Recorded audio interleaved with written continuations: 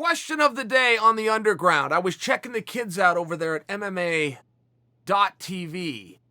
And one thing they were asking today is what fighter has the highest fight IQ? And there's always waves of vernacular that come in and out of the sport. But fight IQ was one of these newer ones. It started about a year and a half ago, and you keep hearing about fighters with fight IQ. And the first problem that I would have is the same problem I have with the pound for pound list, which is what are the definition? How are we going to do this? So I'm left with my own interpretation of what a fight IQ is. And I will tell you as a fighter, and I have a great IQ for fighting. Fight IQ means something different. It doesn't mean what do you see from your couch like a great coach would have to do when he's breaking somebody down. Fight IQ would have to do with being in there, competing, and being able to change and adapt on the fly. And I could just tell you, I always respected and appreciated guys who could do that because I could not. I had one thing I was going to do. It was straightforward. It was a grind. We're going to push the pace. I understand all the rules and a whole bunch of techniques, and that's going to be chaos when it's happening. But I'm not going to be able to adjust and change on the fly. Just don't train that way, don't think that way. Here's my ideals, and here's what I'm going to go do. So when I watch guys that could do that, very impressive for me.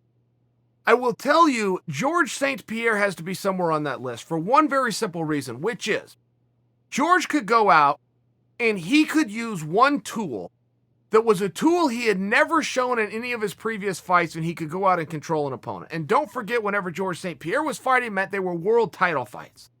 So he was doing it either against a world champion or the number one contender in the world, and he was changing his style from everything we had ever seen. He goes out and fights Josh Koscheck. Okay, George St Pierre, everybody that he ever fought, he takes him down with a double leg and keeps him there. He'd already fought Josh Koscheck. That's even what he did to Josh. He comes out and out of nowhere controls the fight start to finish with a jab.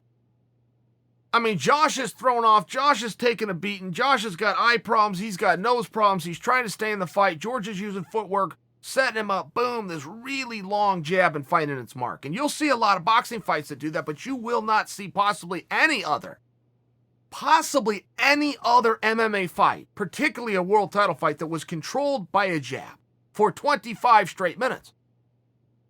I think that when you look at Randy Couture, and I realize that Randy is removed, but when Randy was fighting, he was very well known for his game plans, for coming out and saying, no, with this guy, Vitor Belfort specifically, I'm going to keep him on his feet, but I'm going to clinch him. I'm not going to stand at range with him where he can hit me back. I'm going to get in nice and tight. I'm going to wear him down. I'm going to do this dirty boxing thing. An expression and a term that not only had never been done in the sport, it wasn't even created. Jens Pulver watched Randy Couture fight, and Jens Pulver went out on TV and called it dirty boxing, and boom, that's what it's been called ever since. But it was a term that nobody had an expression for because it had never been done. Randy Couture would go out there with certain guys and realize, I got to go take this guy down. I got to keep him on the ground. Other guys, no, I don't want to be in that position. I'm going to stay on my feet. And he was one of these guys that could adapt and change. I think that John Jones would have to fall into that same category. John Jones is a guy who has changed from southpaw to orthodox. He's controlled fights with his hands, controlled fights with his feet, controlled it with his takedowns. There seems to be, though, a level, and John is so dynamic, he may not fall into that category. If, by example, Demetrius Johnson would not meet my criteria of having a high fight IQ. Now, Demetrius Johnson would meet the criteria of the most knowledgeable, the most intelligent, and the greatest fighter to have ever done it. But I don't know that he needed that IQ. It seemed as though some of his skills were, you're going to have to play my game. I'm faster than you, which means I lead this dance. I'm in better shape than you. I'm more tenacious than you. So you're going to be reactive and I'm going to be proactive. And until somebody can solve that puzzle, I'm going to be a champion. So I don't know that he would fall into that category. I think that if you were to talk about the single greatest minds of MMA, and if you are talking IQ, ultimately you're looking at a level of intelligence to understand the sport, that would be pretty simple. That would come down to Dominick, Cruz, and Kenny and Florian. And I don't know in which order.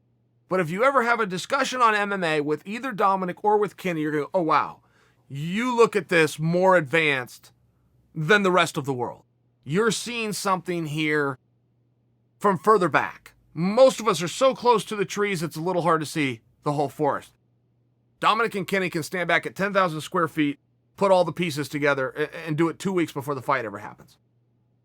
But I don't know if they would fall into that. They would fall into a different category called intelligence. So it's a very tough question to answer. The kids on the underground, who I think are counting on me to give them an answer, no, I think we're going to have some debate. But the very first thing we have to do is to establish what is the definition and the qualifications of fight IQ.